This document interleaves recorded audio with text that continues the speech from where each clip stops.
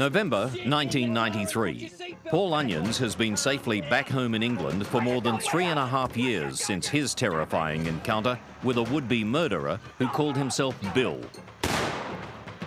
By now, 7 bodies have been discovered in Belanglo Forest.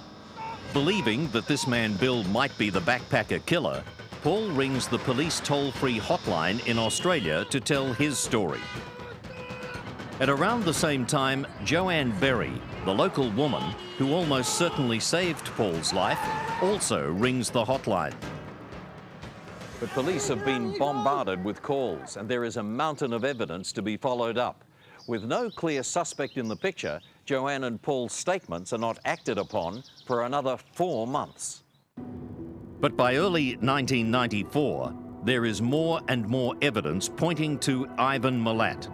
So Task Force Air officers dig deeper and come across the report of Milat's rape charges from 1971. Then they take another look at the extraordinary story told by Paul Onions and corroborated by Joanne Berry. Some investigators are now convinced that Milat is their man. Clive Small, though, is still being cautious.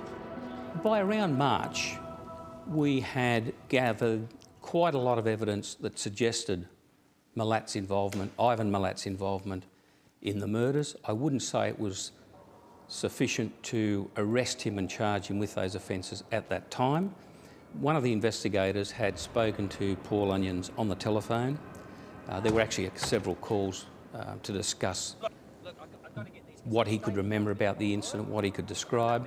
And based on those telephone calls, we were convinced that he was talking about the Belanglo murderer, that his evidence was vital, and that for court purposes, we needed to be careful about how we spoke with him on the phone, and the best approach was to bring him out here, make sure that we did everything formally, made sure it was done correctly and beyond question, and the decision was made to bring him out. Paul Onions arrives back in Australia on May the 2nd and is taken to the area where the attempted kidnapping took place in 1990. It's just 800 metres north of the Belanglo Forest turnoff. Back at Task Force Air headquarters, Paul is shown a videotape of 13 men with moustaches. He looks at the tape twice and both times identifies face number 4. It's Ivan Milat. Then, on May the 21st, detectives visit the home of Alex and Joan Milat. Alex shows them a backpack that Ivan has given to Joan. The investigators are certain that it's Simone Schmidl's backpack. This is the first hard evidence that directly links Ivan Milat to the backpacker murders. Once we had that backpack, we knew we were on the right track. We had that little bit of extra evidence, and it was decided to go in. In late May, a massive force of almost 300 police mobilises to move on properties associated with the Milats. Ballistics expert Sergeant Gerard Dutton is assigned to the group targeting Ivan Milat's house.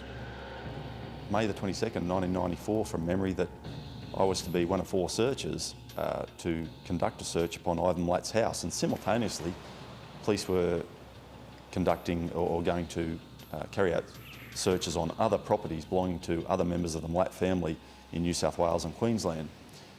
My role at Ivan Milat's house was not only to assist in the searching process, but to assess the significance of any firearms evidence that we might find there. And I spent 3 days searching the house, and then I left to continue work back in the laboratory while the search actually still carried on. But by that stage, we'd found some very, very interesting and promising evidence.